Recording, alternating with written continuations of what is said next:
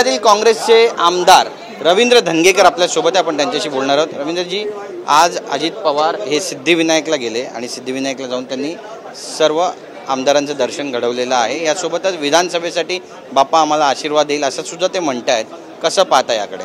नाही, याच्यामध्ये सर्व पक्षाचे आता विधानसभेच्या निवडणुका येतात, सगळ्या पक्षाचे जे प्रमुख आहेत ते आपली तयारी करत आहेत। तशीच अजितदादांनी केली असेल आणि मग त्यांनी जे ते पक्षाचे प्रमुख देवापुढं आपले आशीर्वाद मागायला ते गेले असतील, सगळेच जातील देवापुढं। सगळ्या यंत्रणा चालू होतील आणि निवडणुका जशा चालू होतील तसे सगळेच आपल्या आपल्या पक्षाची बाजू किंवा आपले पक्ष एकत्र करण्याचं काम करतील, ते अजितदादांनी केलं असेल। नक्कीच। वसंत मोरे जे आहेत ते आता ठाकरे गटामध्ये प्रवेश करतात। आज त्यांचं भव्य शक्ती प्रदर्शन पाहण्यात आलं पुण्यामध्ये, आमने सामने तुम्ही होतात, काय म्हणाल?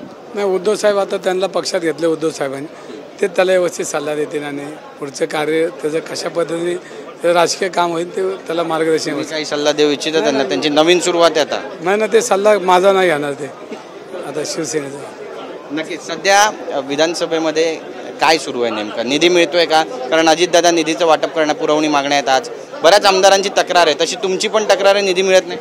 निधी विरोधकांना निधी मिळतच नाही आहे आणि मिळणार बी नाही आहे, कारण निवडणुका डोळ्यासमोर ठेवून केलेलं हे अंदाजपत्रक आहे आणि या अंदाजपत्रकामुळं निधी विरोधकांना मिळणार नाही, ही वस्तुस्थिती खरी आहे। एक शेवटचा प्रश्न आहे, मिलिंद नार्वेकर यांच्या भेटीगाठी सध्या वाढलेल्या आहेत, क्षितेश ठाकूरला भेटले, भरत गोगावलेला भेटलेले आहेत, उदय सामंतांना भेटले आहेत, त्यामुळे आता विधान परिषदेमध्ये नेमकं कुणाला याचा फटका बसणार अशी चर्चा धरते, काय म्हणा? आता 2 दिवसांनी निवडणुका आहेत, मिलिंद नार्वेकर साहेब भेटत आहेत आणि ते उमेदवार आहेत, ते सगळ्या मतदार जे आमदार आहेत त्यांना भेटणार आणि जे काय त्यांना निवडून येण्यासाठी प्रयत्न ते करणार आणि ते केलेच पाहिजे।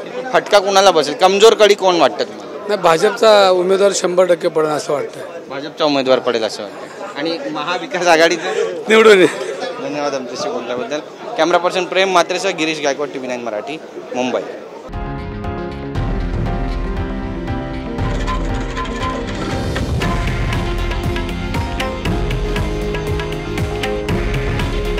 हे आहे देशातील नंबर 1 न्यूज नेटवर्क आणि आपण पाहत आहात TV9 मराठी। काळजी तुमची, हित महाराष्ट्राचं।